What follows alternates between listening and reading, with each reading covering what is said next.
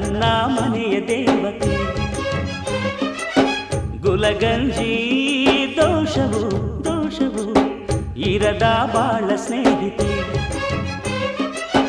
Borrow ಮಲ್ಲಿಗೆ ಹೂವ್ಯಾಕೆ ಶಿಲೆಯ ಬಾಲಿಕೆ ಅವಳ್ಯಾಕೆ ಹೋಲಿಕೆ.